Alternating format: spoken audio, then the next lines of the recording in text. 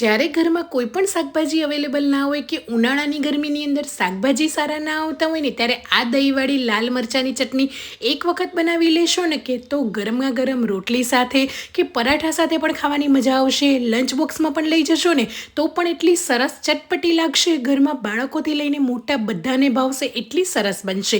તો દહીંવાળી લાલ મરચાંની ચટણી બનાવીશું આજે આપણે.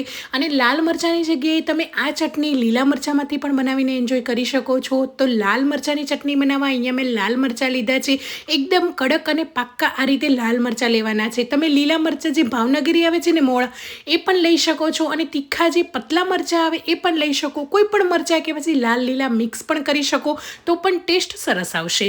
હવે મરચાંને તો પહેલાં ધોઈને આપણે કોરા કરી લેવાના છે. જરાય પાણીનો ભાગ ના રહેવો જોઈએ. અને ઉપરના ડીટીયાનો ભાગ કાઢીને આ રીતે મીડિયમ સાઇઝમાં આપણે કટ કરી લઈશું. મરચાંને આપણે ચોપ કરવાના છે, એટલે મોટા મોટા આપણે કટ કરીશું ને આ રીતે તો પણ ચાલશે. એકદમ નાના નાના કરવાની કોઈ જરૂર નથી. તો મરચાં અહીંયા મેં બધા જ મીડિયમ સાઇઝમાં કટ કરી દીધેલા છે. અહીંયા મેં લગભગ 200 ગ્રામ જેટલા મરચાંની હું ચટણી બનાવી રહી છું.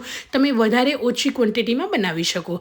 હવે આ રીતે ઘરમાં રહેલા કોઈ પણ ચોપરની અંદર એડ કરીશું. અને જો ચોપ ના કરવા હોય ને તો મિક્સર જારની અંદર બધી જ વસ્તુ એડ કરીને તમે પલ્સના મોડ પર 1 થી 2 વખત કરશો ને એટલે એકદમ સરસ પીસાઈ જશે. હવે અહીંયા મેં 2 મીડિયમ સાઇઝના આદુના કટકા લીધા છે. 6 થી 7 કળી સૂકા લસણને એડ કરીશું. જો તમારી પાસે લીલું લસણ અવેલેબલ હોય તો એ પણ એડ કરી શકો. 1 મુઠ્ઠી જેટલા લીલા સમારેલા ધાણા દાંડલી સાથે એડ કરીશું અને બરાબર ચોપ કરી લઈશું. તો ચટણીને આ રીતે સરસ ચોપ કરવાથી એકદમ દાણેદાર એનું ટેક્સચર આવશે. અને જો તમે મિક્સર જારમાં કરશો ને તો એનું પાણી છૂટવા લાગશે અને ચટણીનો ફ્લેવર નહીં આવે. અને હા, તમને જો ખાંડીની ચટણી પસંદ હોય ને તો તમે ખાંડીને પણ બનાવી શકો છો. એનો ટેસ્ટ તો અલગ જ આવશે. તો એ જે રીતે તમને પસંદ હોય એ રીતે તમે કરી શકો. અને જો મારા જેમ આ રીતે ઝટપટ કરવું હોય તો તમે ચોપરની અંદર પણ ચોપ કરી શકો. હવે કોઈ પણ વાસણની અંદર 2 ચમચી જેટલું તેલને ગરમ કરી લઈશું. તેલ એકદમ સરસ રીતે ગરમ થઈ જાય એટલે અડધી ચમચી જેટલું આખું જીરું એડ કરીશું. તમે જીરાની જગ્યાએ ઝીણી જે લીલી વરિયાળી આવે છે ને એ લીલી વરિયાળીથી જ પણ વઘાર કરી શકો. એનાથી પણ ટેસ્ટ સરસ આવશે. થોડી એવી હિંગ એડ કરીશું અને ક્રશ કરેલી ચટણી એડ કરી લઈશું.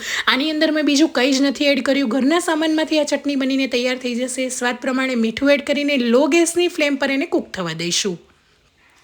તો આ ચટણીને આપણે ઢાંકવાની નથી. જો તમે ઢાંકીને ચડાવશો ને તો ચટણીની સેલ્ફ લાઈફ છે ને એ ઓછી થઈ જશે. આ ચટણીને તમે 3 થી 4 દિવસ સુધી ફ્રીજમાં રાખી શકશો. ઢાંકશો ને તો એની વરાળથી જે પાણી થશે ને એનાથી ચટણી બગડી જશે.